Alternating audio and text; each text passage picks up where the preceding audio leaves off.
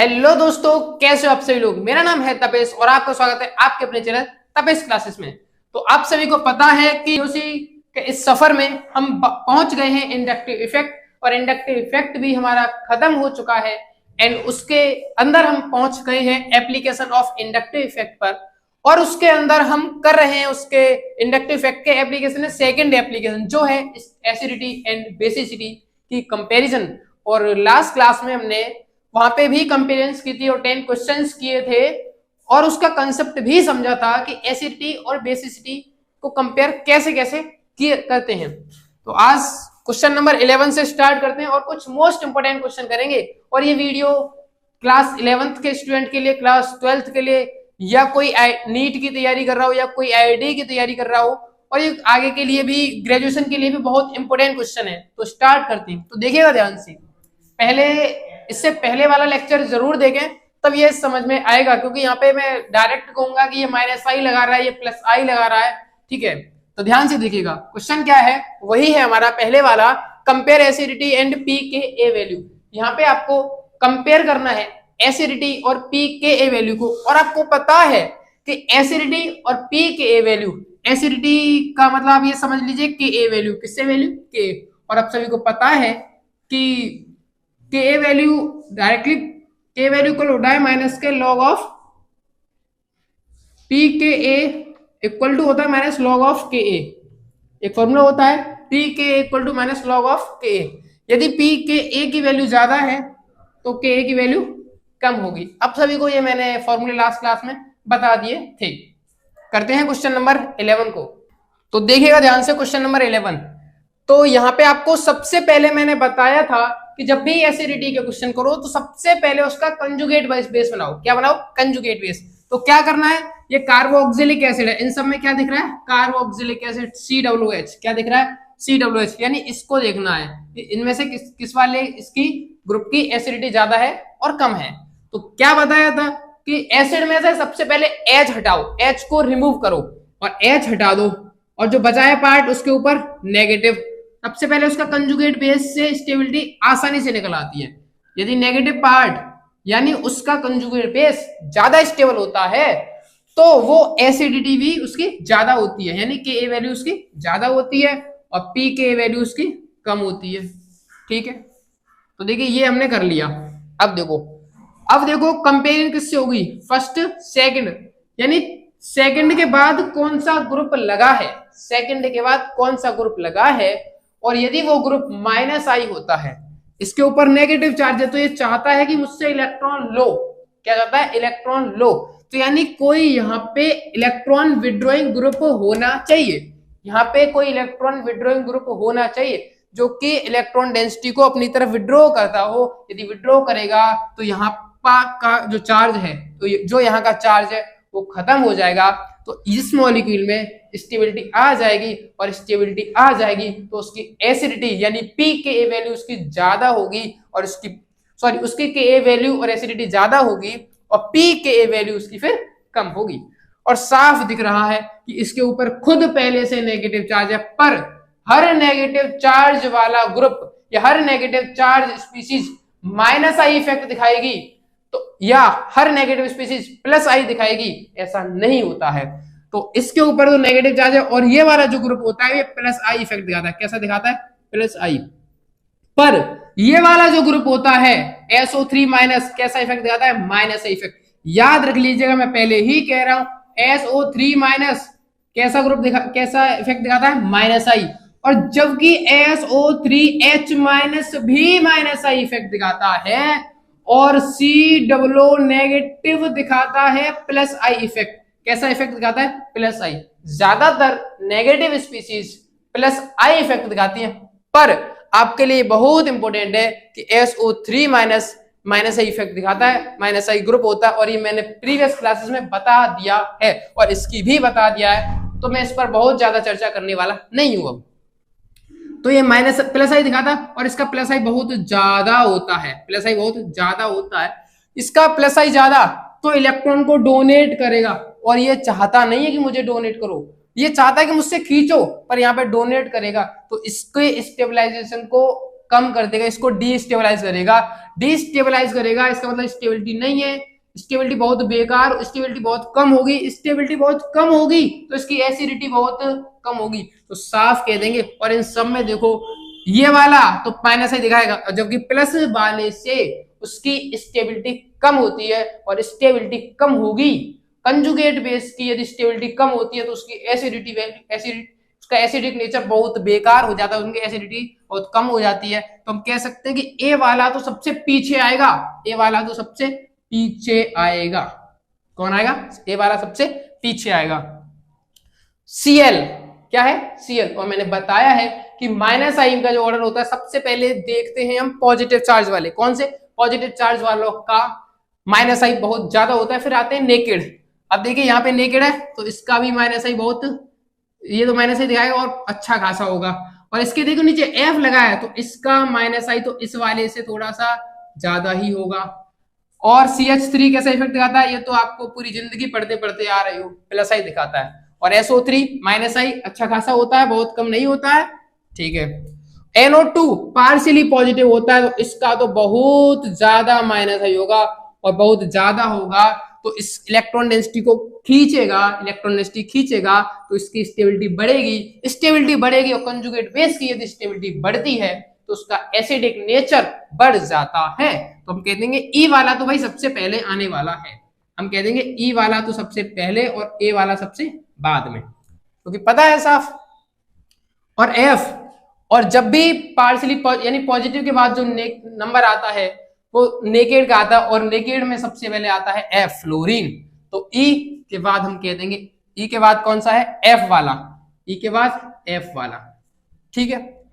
और देखिए ये वाला इस SI सिलिकॉन जैसे ग्रुप की इलेक्ट्रॉन नेगेटिविटी कार्बन से कम होती है तो वो भी कहीं ना कहीं इलेक्ट्रॉन देते हुए नजर आते हैं, इलेक्ट्रॉन देते हुए नजर आते हैं। तो इनका ये होता है प्लस आई, ये कैसे दिखाते हैं? प्लस आई इफेक्ट, ठीक है।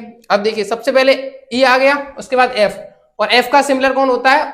बी, उसकी भी तो इलेक्ट्रॉन नेगेटिविटी ठीक ठाक होती है Cl की, तो इसके बाद आएगा बी। कौन आएगा? बी। और देखो ये तो बाद में आएगा और ये वाला भी बाद में आएगा। अब देखो ई आ गया, एफ आ गया, बी आ गया। अब देखो वो यानी डी वाला भी तो माइनस ही दिखाता है तो फिर आएगा डी। और सी और जी में देखो इसकी जो होती है कार्बन से इलेक्ट्रॉन नेगेटिविटी कम होती है, इलेक्ट्रॉन नेगेटिविटी कम होती है तो ज्यादा देगा, तो ये वाला कम देगा, तो डी के बाद क्या आएगा? सी, और सी के बाद आएगा जी, और लास्ट में आएगा ए। तो ये रहा आपका ऑर्डर एसिडिक स्ट्रेंथ का, यानी कि Ka वैल्यू का। किसका लिखा है? Ka वैल्यू का। ये जो ऑर्डर लिखा है मैंने Ka वैल्यू का लिखा है, और आपको pKa वैल्यू का आपको और देखना है तो आप जो इसका इनवर्स कर दो, यानी सबसे पहले लिख दो A, फिर G, फिर C, फिर D, फिर B, फिर F, फिर E, यानी E आएगा सबसे बाद में, ठीक है। ये हो जाएगा pKa का ऑर्डर, pKa वैल्यू का। अब क्वेश्चन नंबर 12 पे चलते हैं। ये क्वेश्चन आपके लिए बहुत इंपॉर्टेंट है, यहां से कभी भी कैसा भी क्वेश्चन बन सकता है, तो याद रखिएगा इस ऐसे क्वेश्चंस को, एकदम कंसेप्ट को क्लियर रखिएगा। अब देखिए क्वेश्चन नंबर 12, SO3H लगाया है मैंने सभी ज्यादातर ग्रुप में। SO3H कैसा इफेक्ट दिखाता है? माइनस आई, और इसका माइनस आई अच्छा खासा होता है, इसका माइनस आई बहुत होता है, इसका माइनस आई बहुत ज्यादा होता है, ठीक है। फिर नेकेड, इनका भी ठीक ठाक होता है, इनका भी ठीक होता है। SO3H, SO3 नेगेटिव कम होता है, कैसा होता है? कम होता है। तो सबसे पहले आएगा A, फिर आएगा B, फिर देन आएगा C। किसका ऑर्डर है? Ka वैल्यू का। किसका है? Ka value. और आपको pKa का निकालना है, pKa का ऑर्डर देखना है तो CBA क्या आएगा? CB और A। क्वेश्चन नंबर 13 पे चलते हैं। COOH में से सबसे पहले आप कंजुगेट बेस बनाया करो इसका। H हटाओ नेगेटिव लगाओ, H हटाओ नेगेटिव लगाओ, H हटाओ नेगेटिव लगाओ। अब देखो इस कार्बन के साथ यहाँ पे लगा है प्लस ग्रुप, प्लस आई ग्रुप। कैसा लगा है? प्लस आई ग्रुप, जो कि इलेक्ट्रॉन डेंसिटी को डोनेट करेगा, पर लेकिन ये चाहता थोड़ी है डोनेट कि मुझे इलेक्ट्रॉन डेंसिटी दो, ये चाहता है कि मुझसे लो, तो इसको डिस्टेबलाइज करेगा, यानी एसिडिक स्ट्रेंथ को कम करेगा। NO2 भर भर के माइनस आई लगाता है, भर भर के माइनस आई लगाता है, तो बहुत खींचेगा तो इसका नेगेटिव चार्ज खत्म हो जाएगा तो इसकी स्टेबिलिटी बढ़ जाएगी, स्टेबिलिटी बढ़ जाएगी तो एसिडिक स्ट्रेंथ बढ़ जाएगी। CN का भी माइनस आई अच्छा होता है। तो सबसे आपको पता है कि इससे और इन दोनों में NO2 का ज्यादा होता है माइनस आई और CN का कम होता है।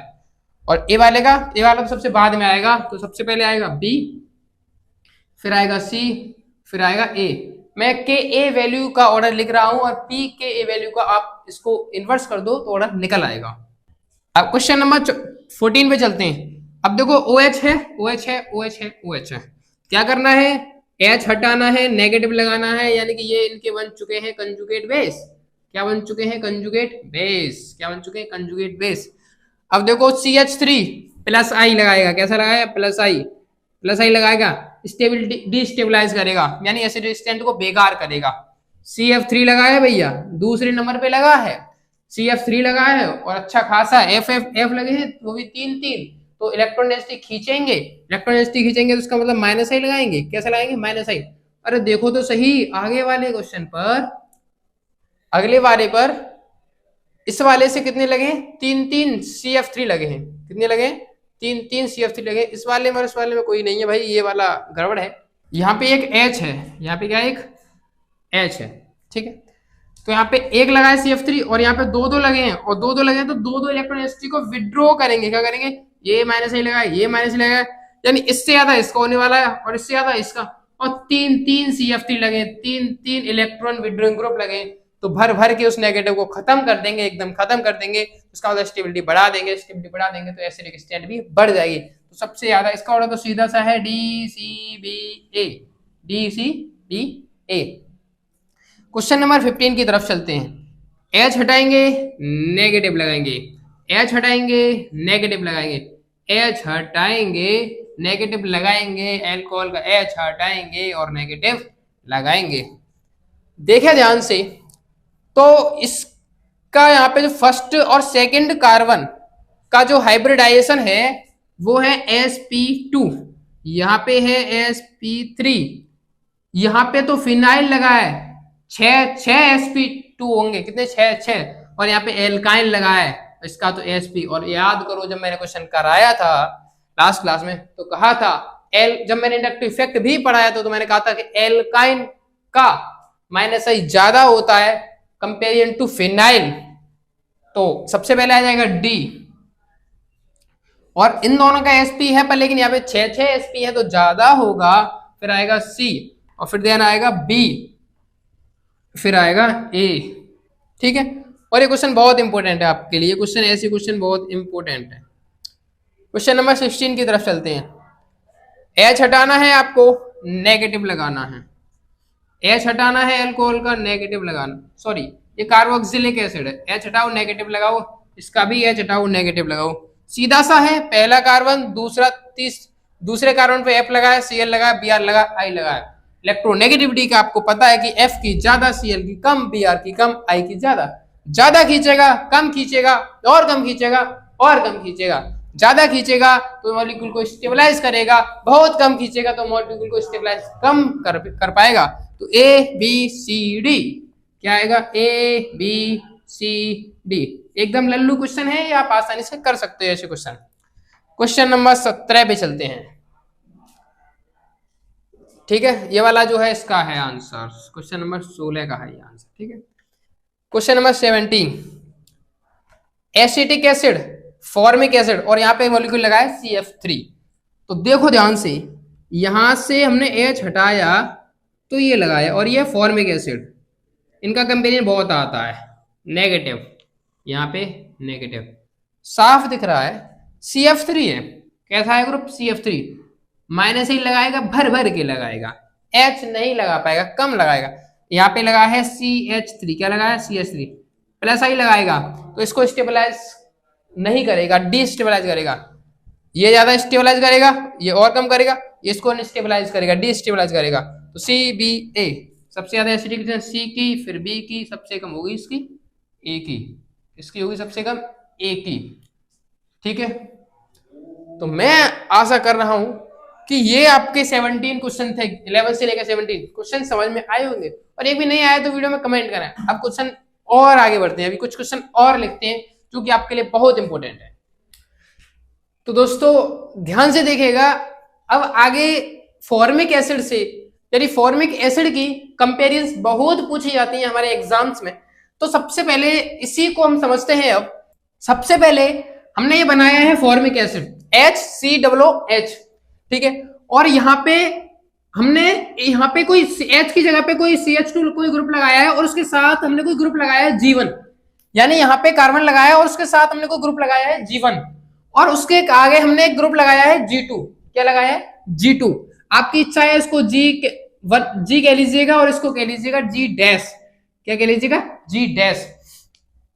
याद रखिएगा, साफ दिख रहा है कि यदि ग्रुप के बारे में हमें भी नहीं पता है, ग्रुप के बारे में भी हमें भी नहीं पता है, तो ये इलेक्ट्रॉन डेंसिटी को डोनेट करेगा तो इसकी एसिडिक स्ट्रेंथ कम हो जाएगी और इसकी ज्यादा होगी, ठीक है। अभी तक तो ऐसा होगा, पर लेकिन ग्रुप को लगाने के कंपेरिजन पता करनी है हमें, क्योंकि इससे पहले तो हमने ऐसा भी क्वेश्चन किया था।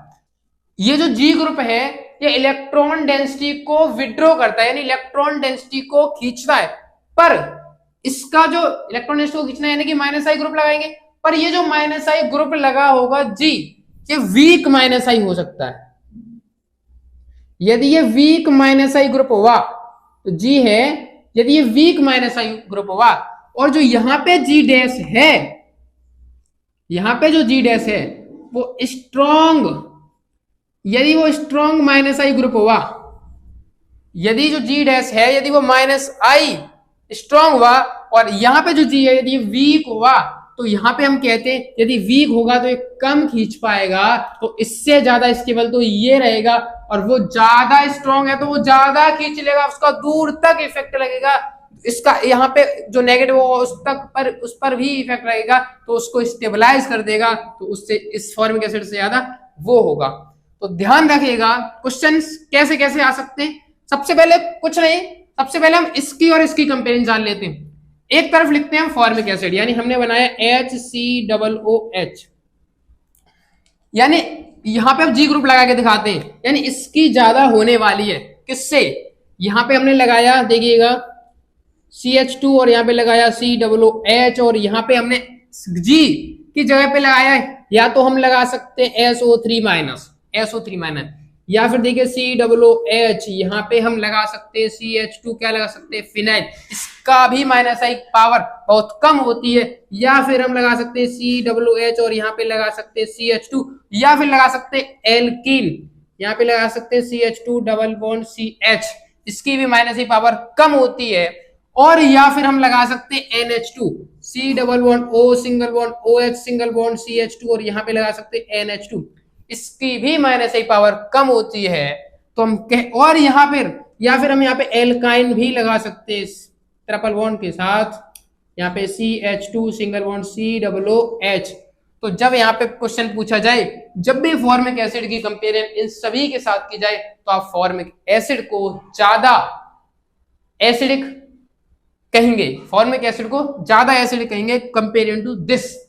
यदि यहाँ पे जो CH2 के पास जो कोई ग्रुप लगा है, यदि वीक -I ग्रुप होता है, यदि ये वीक -I ग्रुप होता है, तो हम कहेंगे फॉर्मिक एसिड से ये कम एसिडिक स्ट्रेंथ रखते हैं।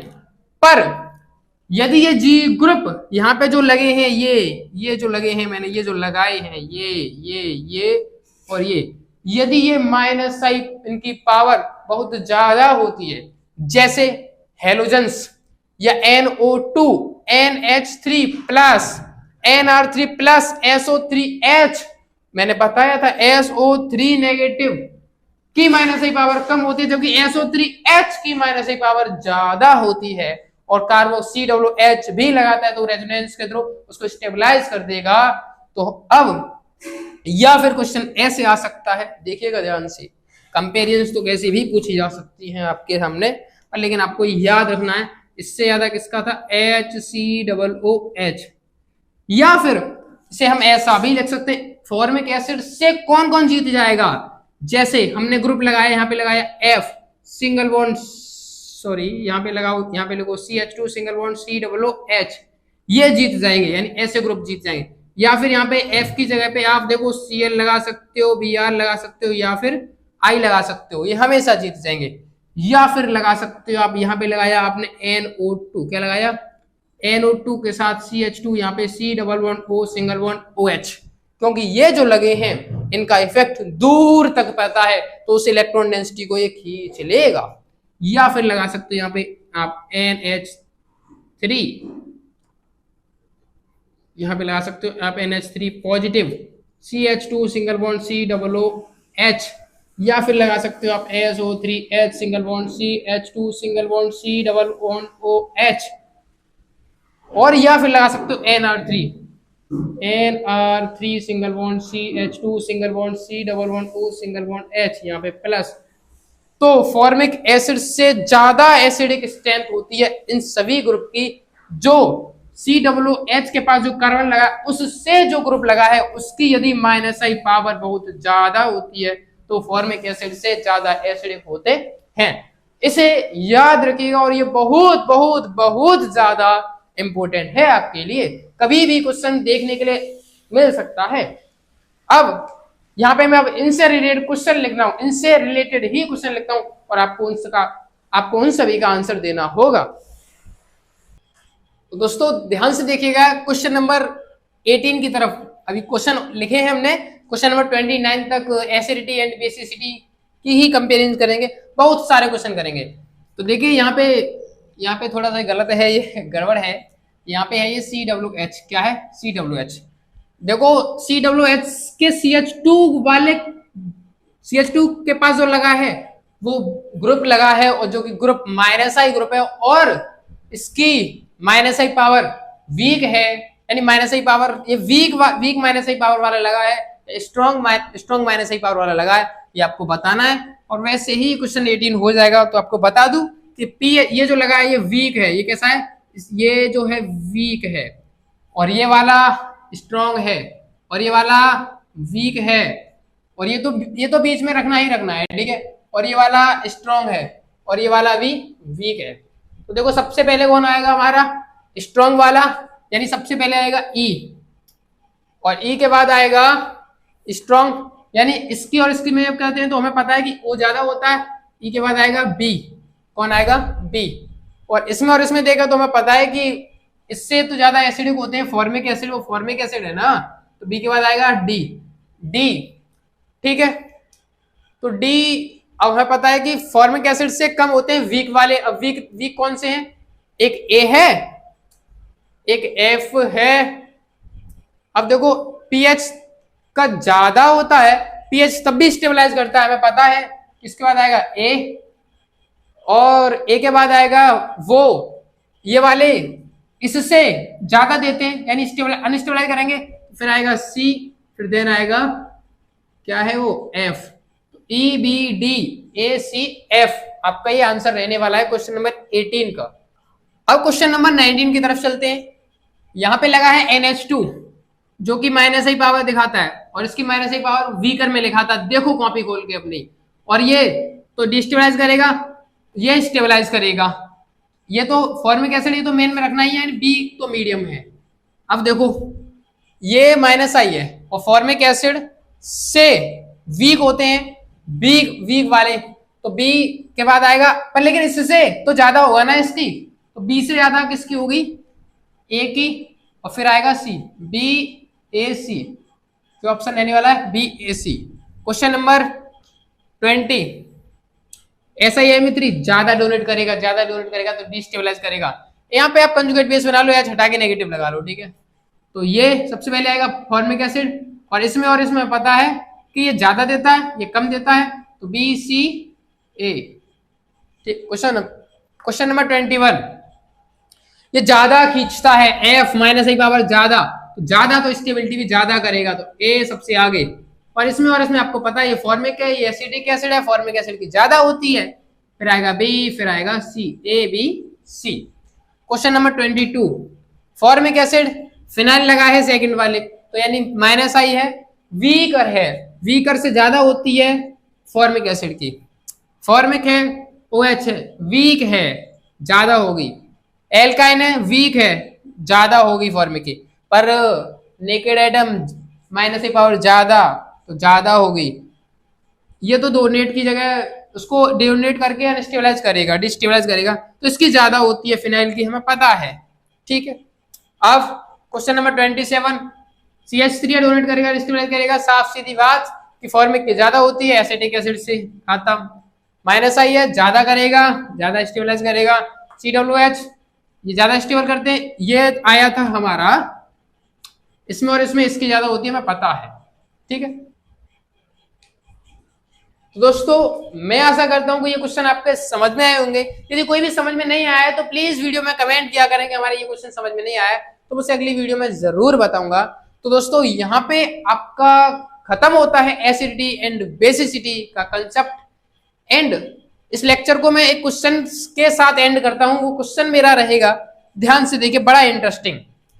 सबसे पहले क्वेश्चन कुछ यहीं से ऐसा ही रहेगा, ये लगा है मेरा COOH, ठीक है, इसके पास लगा है CH2 और इसके पास लगा है NMe3+, जिसकी माइनस आई पावर बहुत ज्यादा होती है, बता दिया मैंने पहले ही। अब ये लगा है NO2, इसके साथ लगा है CH2, इसके साथ लगा है COOH। अब यहां पे ये A है और यहां पे ये B है, और आपको बताना है कि कौन सा ज्यादा एसिडिक होगा। और आपके लिए बहुत अच्छी खासी थोड़ा सा बता भी देता हूं कि इसकी और इसकी जब कंपैरिजन की जाती है माइनस आई पावर की, तो हम कहते हैं NMe3+ की माइनस आई पावर ज्यादा होती है NO2 से। क्यों? क्योंकि इसके ऊपर पार्शियली पॉजिटिव नहीं है, कंप्लीट पॉजिटिव है, उसके ऊपर पार्शियली पॉजिटिव है। पार्शियली पॉजिटिव वालों की माइनस आई पावर ज्यादा होती है। तो जब इसका कंजुगेट बेस बनाया जाएगा तो इस O के ऊपर नेगेटिव आएगा और इस O के ऊपर भी नेगेटिव आएगा, तो जिसकी माइनस आई पावर ज्यादा, तो वो उस नेगेटिव को स्टेबलाइज जल्दी करेगा। तो हम कहेंगे कि ये स्टेबलाइज जल्दी करेगा, स्टेबलाइज जल्दी करेगा तो उसकी एसिडिक स्ट्रेंथ भी ज्यादा होगी। तो हम कहेंगे कि A ज्यादा होगा B से, A की के वैल्यू यानी एसिडिक स्ट्रेंथ ज्यादा होगी B से। पर आंसर, अफसोस इस बात का कि आंसर ये सही नहीं है। इसका आंसर सही ये है, इसकी ज्यादा होती है। और मेरा क्वेश्चन ऐसा क्यों? तो इस सवाल का आंसर जानने के लिए नेक्स्ट वीडियो का वेट कीजिएगा। तब तक के लिए वीडियो को लाइक करें, चैनल को सब्सक्राइब करें एंड वीडियो के पास दोस्तों के पास शेयर करें। Thank you.